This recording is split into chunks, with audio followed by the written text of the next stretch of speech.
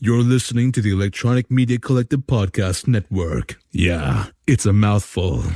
For more great shows like the one you're about to enjoy, visit electronicmediacollective.com. And now, our feature presentation.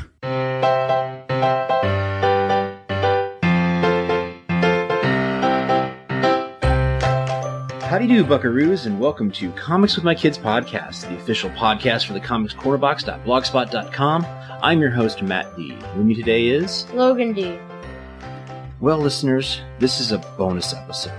Along with our summer reading promotion, we are spotlighting LCSs this summer to help spread the word as to where you can buy comics, graphic novels, and collected editions. We want to put a name and a face to all those wonderful places where you can purchase your favorite stories. That's right, Dad. Today we're at Screaming Monkey Comics in Munster, Indiana. We are here to talk with the owner, Mr. John Yo. Hello, John. What up? Hi, Logan. Hi, Matt. Thanks for inviting me. Well, thanks for letting us take over your store for a half an hour. Sure. Well, John, sorry about the clutter here, and I hate reading off a script too. I prefer to read off a script when I can because I don't come up with my words they don't roll off the top of my head as well as I'd like, and then sometimes when I'm reading a script, like what line am I on? There's no winning. There's just no winning. That's why we highlight the lines. That helps. Yeah. Well, this is actually a first for us because we normally do this via Zoom or Skype, so we're actually in the store where we get to see all the cool stuff, and we get to see behind the scenes with stacks of long boxes and all kinds of cool paraphernalia and posters. Posters, and it kind of reminds me a little bit of my old apartment when I had all my empty boxes on one wall and then all my statues hanging up on the other. Yeah. You had a wall with white. You had white walls. Well, no, I had posters on my walls as well. So at one point, I had white walls. At one point, in the long ago times. So, well, let's break the ice and talk a little bit about your comic shop, Screaming Monkey Comics. Can you tell our listeners a little bit about how your store first started? Well, sure. My wife Christina and I own the place. We opened it about 22 years ago in Crown Point, Indiana. Okay. And then after 6 years, the recession killed it, and we closed it up. And we never thought we'd open it up again. But 12 years later, we both realized we have the money to take care of it better now. We have more of a budget, and we still missed it. So we tried it one more time here in Munster, and it's been just a big success ever since we opened.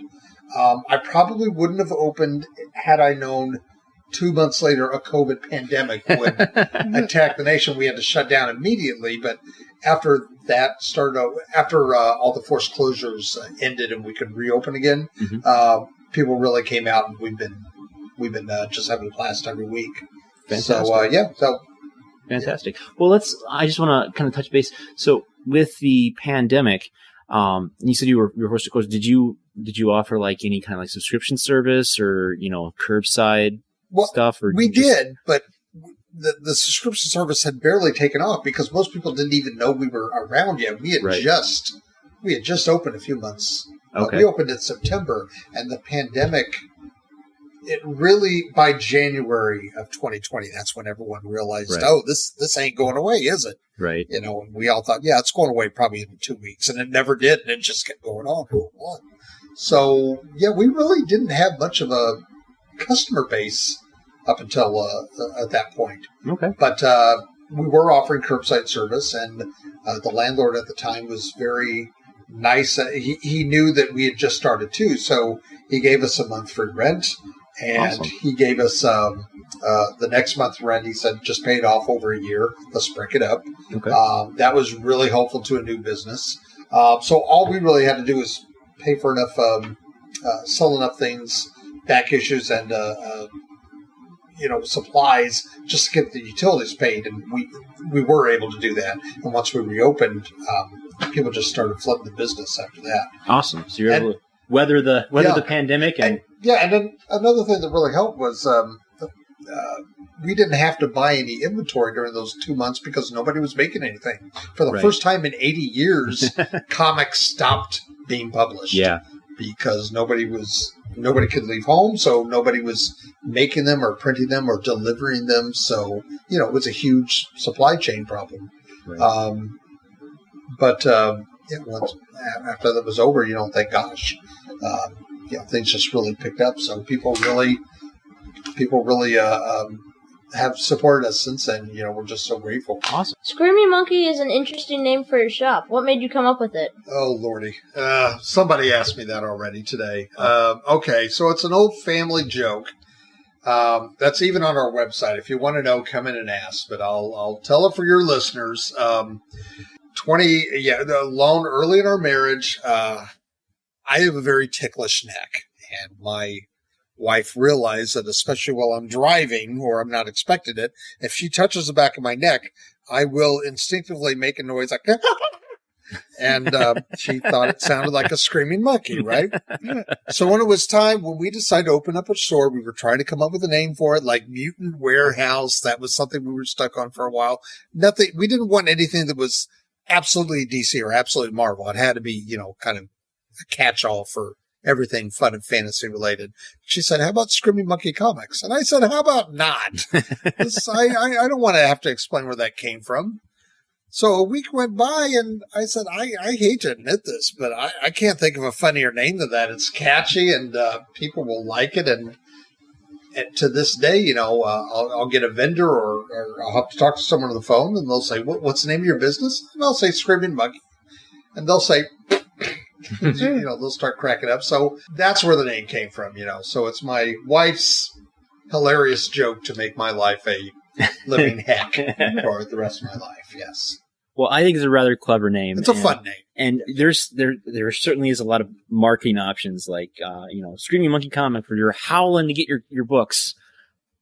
Well, we always say swing by if you're in the neighborhood. There you go. If you ever, when you leave the store, next to the window, people donate monkeys to us all the time that just become decorations. People say, how much is that? Is that for sale? I said, no, that's ours.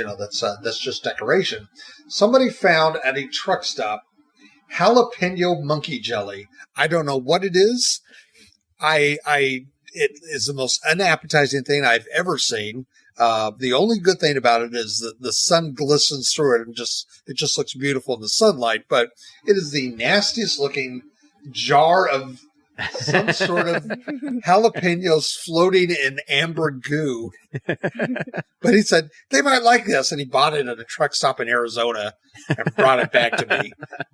And I said, thank you, I guess. But we're really proud of it. So it's a lot of the other stores I don't think really have that sort of the theme that they've chosen doesn't really cause people to bring unwanted, bizarre objects, and we get that at least. So it's kind of fun, and we love our customers when they do that because it just adds to the goofiness of the store anyway. Which that's awesome. Nothing to bring in more local people to check out Screaming Monkey Comics. I don't know if I want to try that or not. It's interesting. What what Screaming Monkey Jelly? Yeah. I'm not going to try it. I'm not even opening it. I'll show it to you. I'll show it to you later. It looks scary. It looks scary. Cute logo though. I think if I saw it, it would change my mind. But maybe on a dare, but no. What got you into collecting comics? Let's see. Who's your favorite superhero? I like the Hulk. The Hulk? Okay. So I'm more of a DC Comics guy. If the Hulk and Marvel characters were on TV as a kid, I probably would have grown up being a Marvel fan. But when I was a kid, it was Super Friends. And meanwhile, back at the Batcave. Exactly. As silly as that show was, that was my childhood. Plus, the original Christopher Reeve Superman movie came out about that time when I was about your age. So that's why I grew up to be a big Superman fan. So I got into comics. Well, gosh, I really wasn't even reading them as a kid. I loved the superheroes, but I didn't really get into comic books until I was really high school age. when I realized, I need more to read. So, just the love of fantasy and good science fiction that got me into comics. And now I'm still into comics because, honestly, about half of what's out there is now superhero related stuff. I mean, there is so many independent comics that have nothing to do with superheroes. They're just good stories. And a lot of people are always surprised when they find out that some great movie or TV show that they've been watching, like The Walking Dead or Sandman or Lock and Key or The Umbrella Academy, they didn't realize that they were comic books for years before. This is just based on, the TV shows based on that. And a lot of folks seem to be surprised when they find out that, I didn't know this was a comic book at first. There's no superheroes in it, but indeed there is. Yeah, and a lot of folks in Hollywood, they're drawing from non-traditional superhero content to inspire their shows now. So, it's very funny. It's I don't, if you like any sort of fiction at all, there is a comic book for everyone. You just got to find it. You may not be a superhero fan, but there is everything from, just romantic drama to crime drama that, not superhero stuff at all. There is something for everybody. You just got to ask the guy who works there, what sort of TV, what sort of entertainment do you like? And we can, if we're doing our job, we can usually recommend something that you might like in the realm of comic books, or graphic novels, or however you want to call it that doesn't make it sound so nerdy. Yeah, I gotta say, we review maybe a quarter of our books so far have been superhero. Okay. We definitely have a few slice of life books. We have a lot of fantasy books. Yeah. So yeah, we're always looking for more than just the superheroes. Even though the superheroes is what sucked me into it, and then that's what sucked Logan into it, and then now I'm trying to spread more like Wonder Woman and more stuff to my daughter Melody. Now, do you have any idea what the best-selling comic for kids are? Right now, I believe it is Captain Underpants. Yeah, I guess it would be. That's not really a comic book format. It's definitely a comic book format but it's published as a book. Exactly. Yeah, but I'm talking about traditional floppy comics. Comic books. Because I have all these people come in and try to sell me their Richie Riches and Archie and old Caspers, and wondering, why kids don't read comics anymore because they don't know who these characters are. So, right. Well, yeah, but kids back then didn't know who Buck Rogers or Lone Ranger was either. These things are generational. And I have to tell them all the time. It's like, no, kids are still reading comics. They're just not reading those comics anymore. Sonic the Hedgehog is actually one of our best-selling comics. Yeah. Awesome. We get lots of people coming in all the time, picking up that and graphic novels. And to an extent, My Little Pony. The one based on the cartoon show. That's kind of a hit book. We've got a pony fan in our house. Okay. So we've read several different issues. In fact, we're going to be covering a My Little Pony comic book shortly because there's a new one that came out. I believe it hits the shelves next month. I'm not. No, not your thing, huh? It's not my thing either. But yeah, I know there's a new one from IDW that's coming out that we'll probably end up reviewing shortly. So, but yeah, now I'm gonna kind of scoot back a little bit. I'm gonna have you. We're gonna be like Mr. Peabody and Sherman, and we're gonna go on the Wayback Machine. Got it. For those who don't know, there was a Bullwinkle cartoon called Peabody and Sherman. Yeah, it was part of the Bullwinkle show. I was more of an Underdog fan myself. But, Bullwinkle was pretty awesome. So if you were to tell that kid that watched Superman that at some point after 2001, there's going to be all of these comic book movies coming out, and comic books, there's going to be like a streaming service, a show you could watch every week that had comic books in it. What would that little boy say to you? Well, if it was my child, she'd probably try to slip in a few choice 4-letter words because she keeps trying to push those into her dialogue all the time. It would blow my mind. I mean, it is unbelievable the amount of what streaming content, for better or worse, has done. The negative side, you could say, we're being overwhelmed. It's oversaturated, actually. Right. And, that could be an issue too. But, But I'm even more of a comic book fan. I'm more of a Star Wars fan more than anything else. And it's, Disney's monopoly, has, raises some issues too. But on the other hand, they really hire some of the best storytellers, and to get, nonstop Star Wars projects and the Disney projects, and hopefully HBO Max or Max now or whatever they're calling themselves this week. When James Gunn takes over for the DC Universe, hopefully they're going to follow suit and do the same sort of thing. But it's extraordinary. That's a whole rabbit hole of conversation right there. Has Marvel just oversaturated their product? I mean, it seems like some people say that they should have maybe ended with Endgame, because everything after that is anticlimactic, and some of our main characters are no longer with us. Yeah. But no, look out. Fantastic Four and X-Men, they're still waiting to come around the corner. So that's, at least 4 or 5 more years of fun stories. Yeah, definitely. But what I like about it, though, is it's unlike the comics. They do show the passage of time. There are consequences for these characters. They don't really kill them off permanently in the comics. It can happen, but they'll usually come back. But in the movies, they're not really planning to tell these same stories with these same characters 50 years from now. They're letting them age. They're letting real time pass by. Exactly. Yeah. And they're making it more. Yeah. They're making it more like the real world, right? To kind of incorporate it. And I got to say, being a huge comic book fan, reading all these years, and then we went and watched the Infinity War. Right. And at the end of the movie, when the snap happened and all these people died, my wife's like, "What are they going to do for the next movie? All these people are dead." I'm like, "Don't worry, honey. You can't kill a licensed character." My wife and I saw that a second time. We had to go back and watch it one more time, and it was at a matinee during the week, and there was only 3 other people in the audience for that showing, because it was like 4 weeks later, so the furor had died down.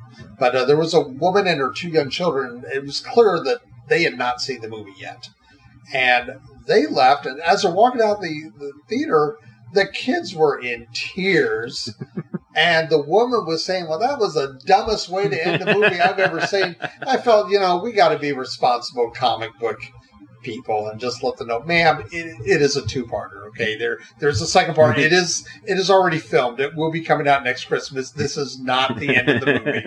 I promise you, they did not just kill off Spider-Man or Black Panther. And I'm sorry if you haven't seen the movie yet, if I spoiled it for you, but. Yeah, that's, I just felt bad. I said these kids were like so distraught. Like, it was kind of hilarious, but I couldn't let them go home, and I just feel horrible about that. But it was kind of funny too. This is the sort of person that decides for their first. Who goes to Endgame for their first movie anyway? My goodness. Yeah, as I say, there's such. You have to watch 23 movies before you go to see Endgame as your first movie. And that is an issue with the Marvel movies now. Yeah. Right now, they're. I think that's. I enjoyed Doctor Strange, but it was not a big hit. And I think one of the problems was they are forcing everyone, especially with streaming shows, they're forcing a lot of people to do homework, and that's really not what movies are all about. Movies really do need to stand on their own, and. We have films now, we have Marvel films. And that's almost, they're being run like TV shows now. You've got to be in for the long haul or not at all. Was Iron Man licensed? Because you said you can't kill a licensed character. Yes. Well, of course you can kill them, but you probably don't want to do that because you want to keep making money with more Iron Man characters.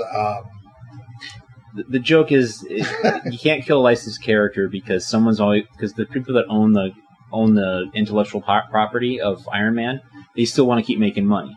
So like Marvel comic books, like when we read Death of Superman, he died for a whole 3 months and then he was back, and that was a way for them to sell more books because they didn't want to kill off the Superman character. They wanted to try to make more money off of it. Does that mean that Iron Man will be coming back? Well, in the movies, probably not. Anything's possible, but the movies is, that's only going to last for 10, 15 years or so. The comics, though, they always come back. They always usually go back to the classics.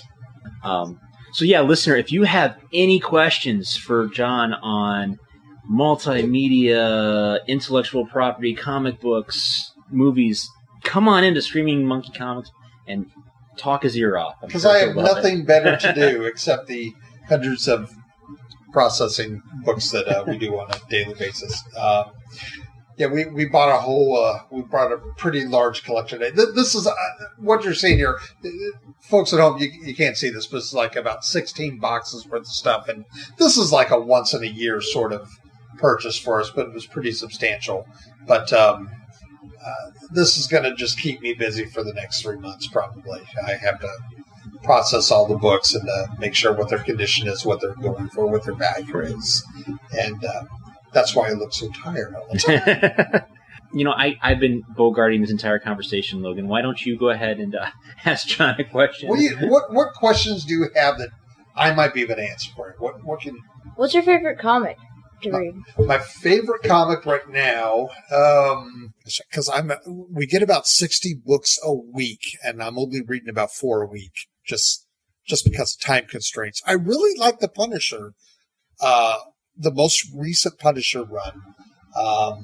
They had it was definitely more for mature readers, but are you familiar with the Punisher at all? I believe is it the Jason Aaron run right now where he changed the logo and he's but okay. It was a very compelling story because if you know about the ninja group, the Hand, one of the things they did was resurrect Elektra after she was killed in the pages of Daredevil. So this writer got this great idea. Well, what if the Hand offered to resurrect Frank Castle's wife if he worked for them?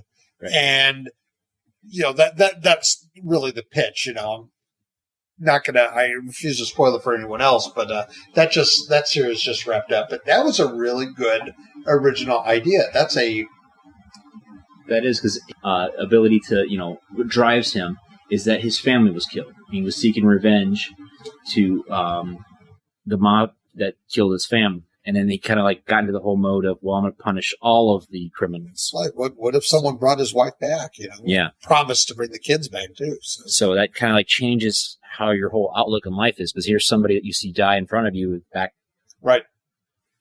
But I'm more of a Superman fan. I love Superman, and I love Batman's regular books. Teen Titans, the George Perez run of Teen Titans, they were writing it back in the 1980s, and that's still one of my favorite books of all time. Those are my favorites. I mean, it's a lot of DC stuff. But with Marvel, I love She-Hulk. She-Hulk makes me laugh. She's a fun character, too. What are your favorite books? What do you read? Well, I know it's not really a superhero book, but doesn't have to be. One of the ones on our reading list is called Last Comics on Earth, and so it comes from the series Last Kids on Earth, which is a zombie apocalypse, and only these few kids survived. And there's also monsters, and so they create a comic, and that's what the book is. So while there's a zombie apocalypse going outside, they're just making comics. Yeah. Okay, just to while the time away.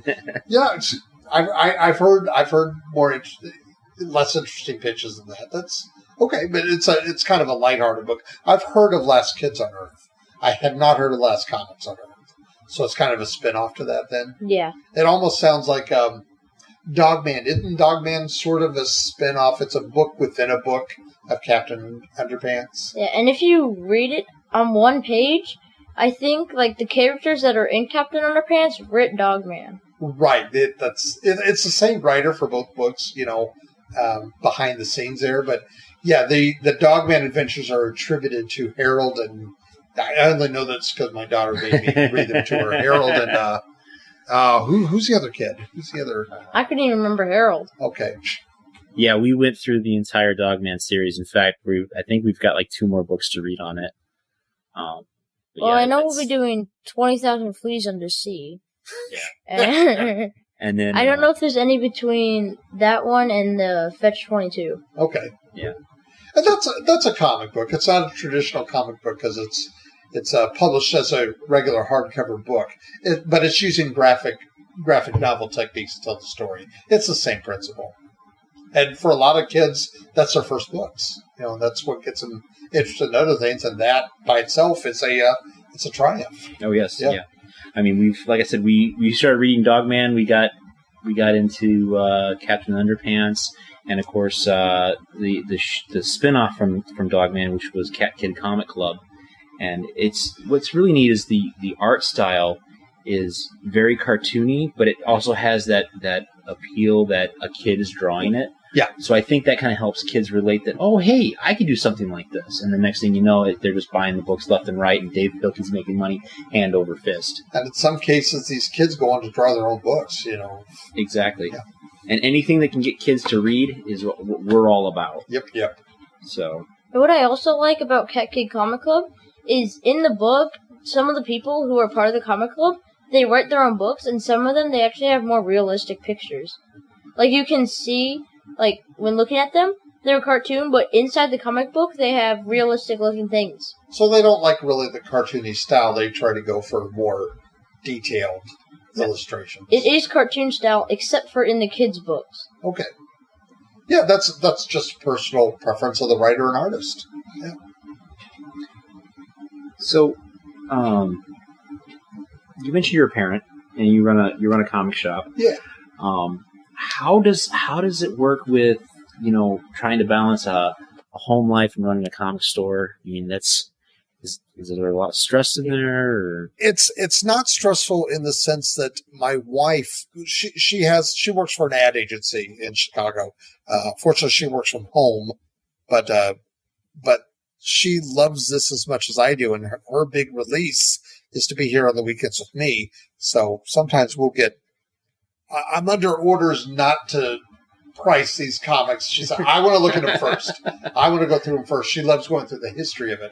The fact that we do it together and we actually enjoy it together, there's very little stress, really. Awesome.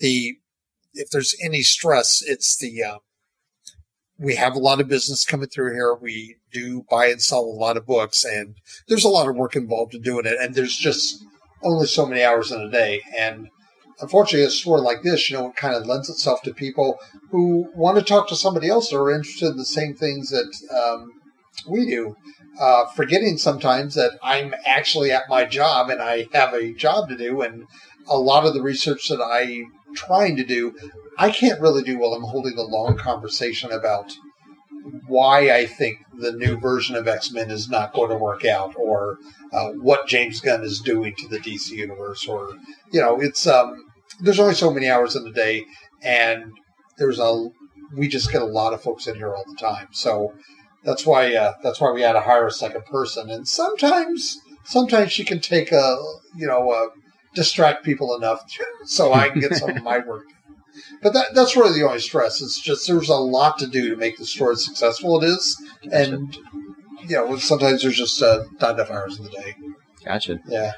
Well, it sounds like from what you've told us so far, as well as I looked on your Facebook page and you have all these wonderful things you're doing in the store. It seems like you have a really solid customer base. Yeah. And I think that's at this day and age where a lot of people go and buy their books off of like that store that I'm not going to mention. It's a river in the Brazil. It's nice to see that a business that is local can thrive and have a base where people can come in and get what they want, get that customer service.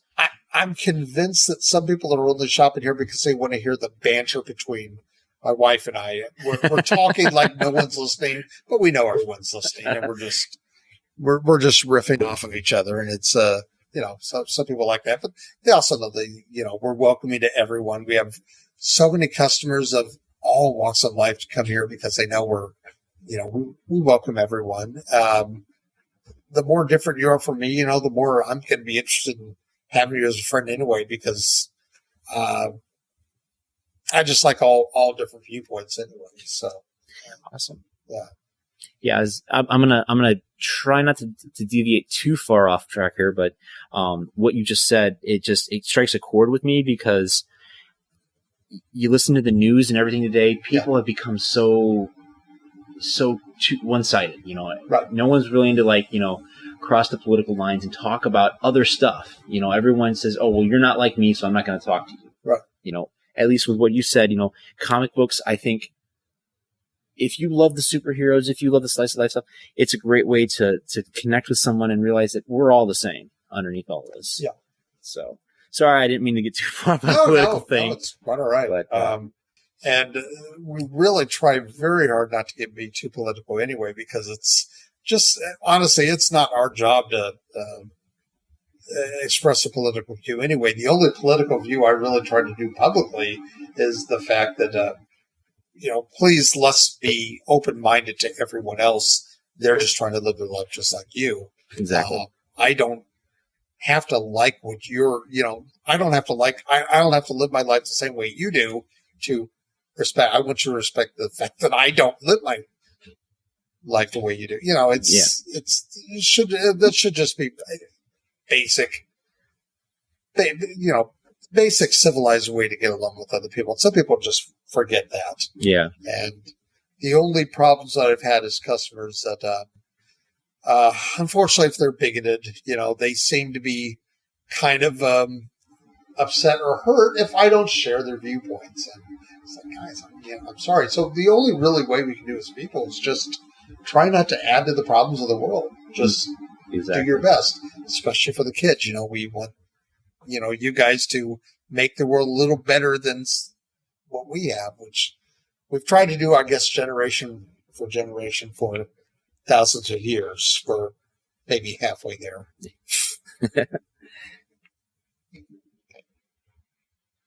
What's another question? You got another question for me, Logan?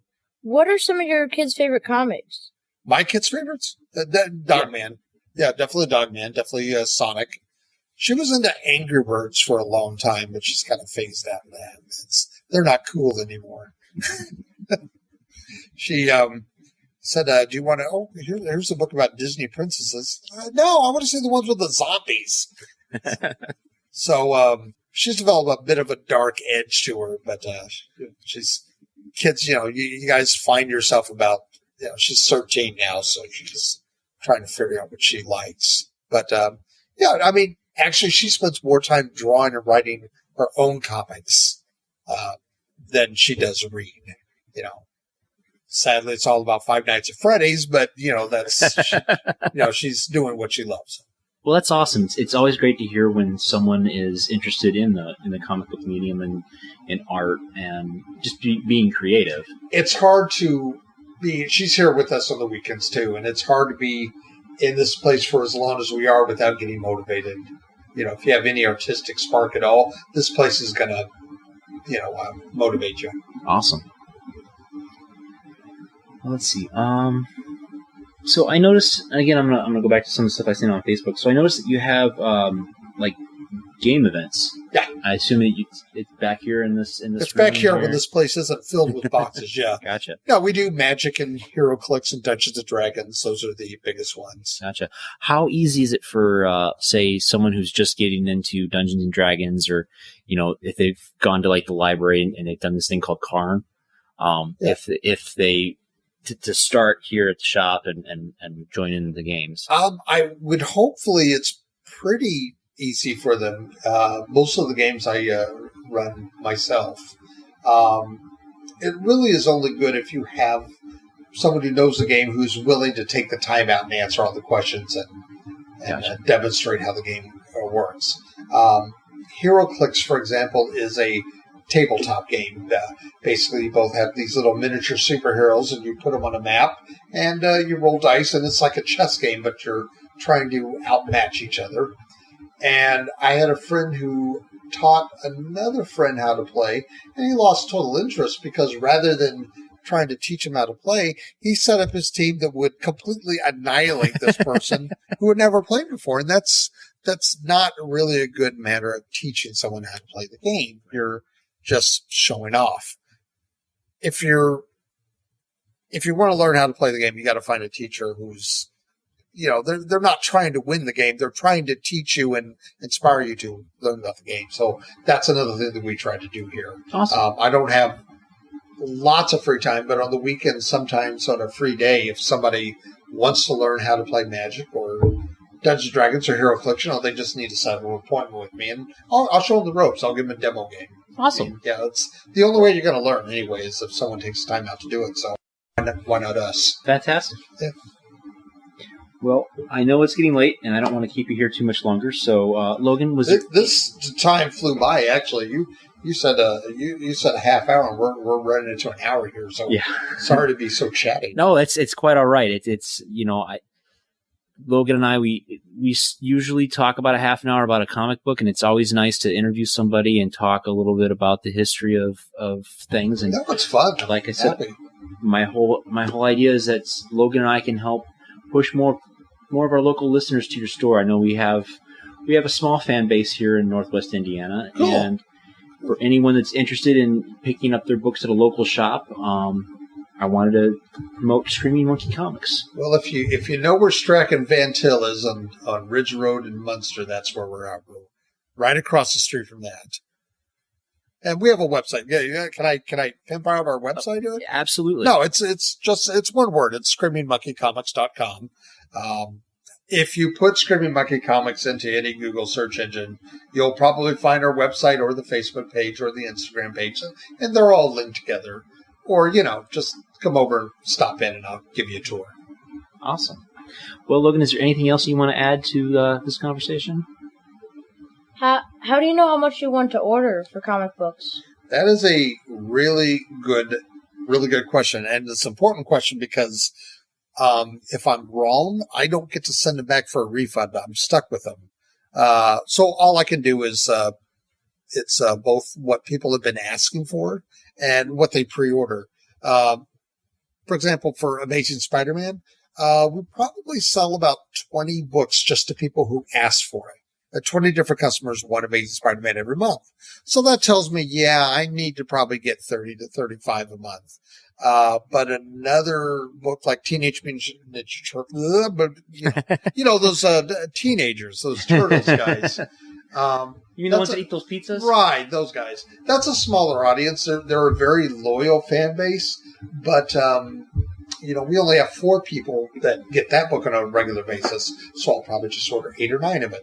So it really depends on what other people are asking for, and that is the crisis that is my life, because I have to do that for all 300-400 books a month, try to figure out on a regular monthly basis, how many do I need to get this month? How many do I need to get that month? And it's a lot of work running a comic book store. It's fun work, but it really is work. It's a lot of research and paperwork, and you need a lot of things, to make it succeed. And you need to have a good head for business and make reasonable purchases. And you also got to be good with people. I know some people that are very good with their business, but they're just terrible people. They just cannot be bothered. They're just very annoyed if you walk in the door, or they just don't want to help you at all. Or, if they can't keep a clean shop or nothing's organized, you got to wear a lot of hats to keep. Fortunately, everyone says we're doing okay, but I would be able to do this as well without my wife and Fawn helping us out. And, in some cases, when she feels like it, my daughter. Yeah. But it's definitely, the best stores are rarely a one-person operation. The store works because the whole team pitches in. Awesome. Yeah. Awesome. Well, folks, thanks for listening to this episode of Comics with My Kids podcast. Check out more episodes at thecomicscornerbox.blogspot.com. Leave us a rating or review at Apple Podcasts, Stitcher, or Podchaser. Follow us on Twitter for all of our episode posts and news at Comics with Kids. Also, check out our Facebook page, Comics with My Kids. And finally, you can email our show, comicswithmykidspodcast@gmail.com, and we'll put your name in a drawing for a free comic. Yeah. We hope you've enjoyed this episode of our summer reading promotion. Check out our website for the full list of this summer's books, and then read along with us and send in your opinion. Yeah, you can click on the voice message link on our website post and send us an audio clip, and we'll play it on our show.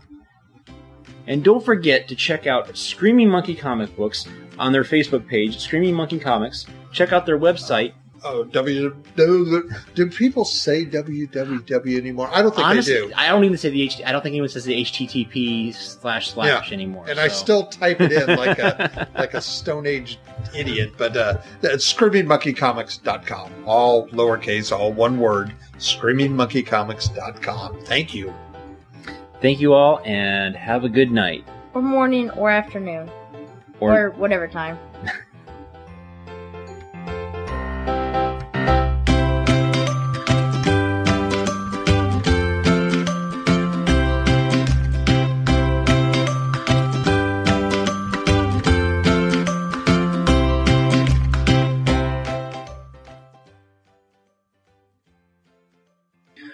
Well, folks, that's all for tonight, I think. That was fun.